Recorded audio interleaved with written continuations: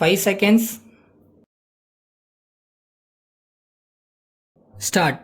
நண்பர்களே, நமது நாட்டின் பொருளாதார முன்னேற்றத்தில் தொழில் வளர்ச்சிக்கு பெரிய பங்கு உண்டு என்பதை சுட்டிக்காட்ட விரும்புகிறேன்.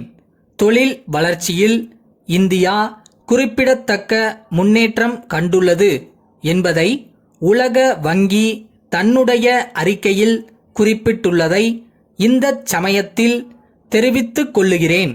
என்றாலும் இந்த நிலை தொடர்ந்து இருக்க வேண்டுமென்றால் நாட்டில் கிளர்ச்சிகளுக்கும் வன்முறைக்கும் இடம் அளிக்கக்கூடாது. இவை நாட்டுக்கு பெரும் தீங்கை ஏற்படுத்தும் என்பதை மக்கள் உணர தொடங்கியிருக்கிறார்கள். தமிழ்நாட்டிலும் இத்தகைய பொறுப்புணர்ச்சி ஏற்பட்டிருப்பதை கண்டு நான் மகிழ்ச்சி அடைகிறேன். தொழில்துறையில் அமைதி ஏற்பட்டுள்ளது. தொழில் உற்பத்தி அதிகரித்துள்ளது.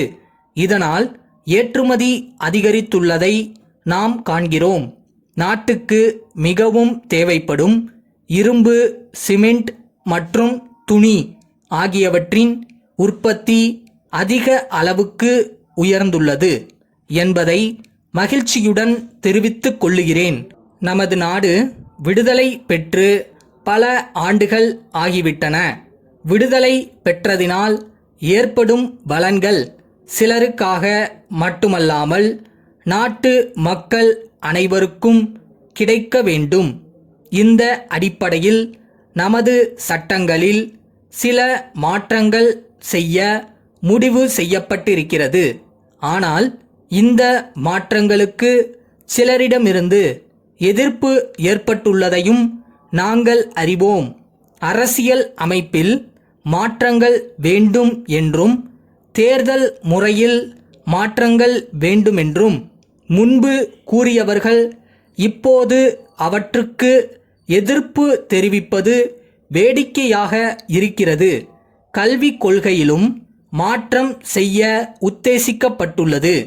நாட்டின் தேவைக்கேற்ப அறிவாளிகளை உருவாக்குவது அவசியமாகும். தற்போதுள்ள கல்வி முறையில் இதை செய்ய முடியவில்லை. நாட்டில் தற்போது ஏற்பட்டுள்ள மொழி பிரச்சனை பற்றி ஒரு சில வார்த்தைகள் கூற விரும்புகிறேன்.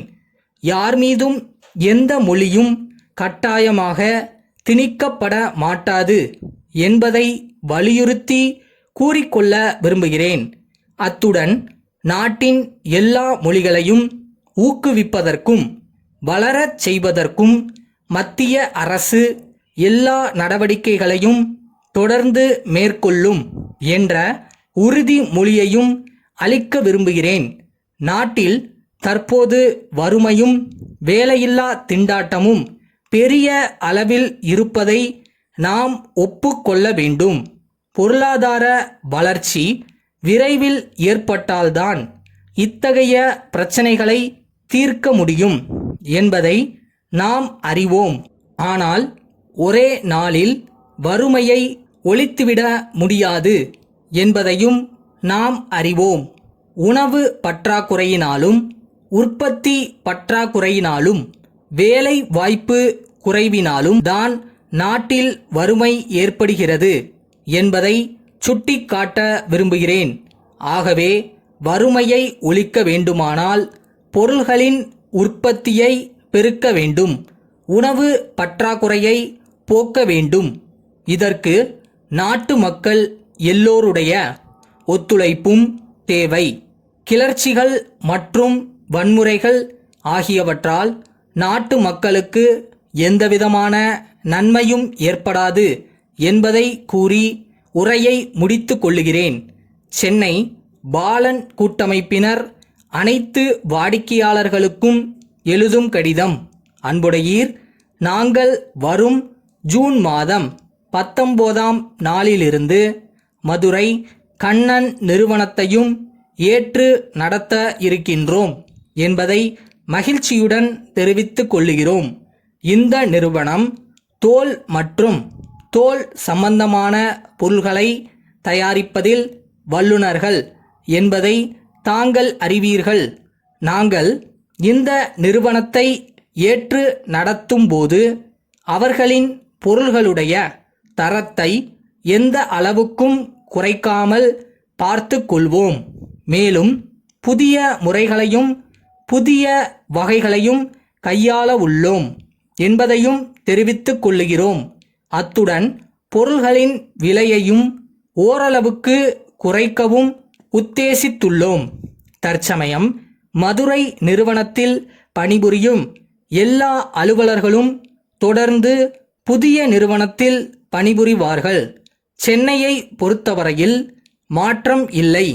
2 நிறுவனங்களின் வாடிக்கையாளர்களுக்கும் நல்ல முறையில் பணியாற்றவே விரும்புகிறோம். 2 நிறுவனங்களின் சார்பாக தங்களுக்கு நன்றியை தெரிவித்துக் கொள்வதோடு உங்களுடைய ஆதரவு தொடர்ந்து இருக்க வேண்டும் என்றும் நாங்கள் கேட்டுக்கொள்கிறோம். தங்கள் நம்பிக்கையுள்ள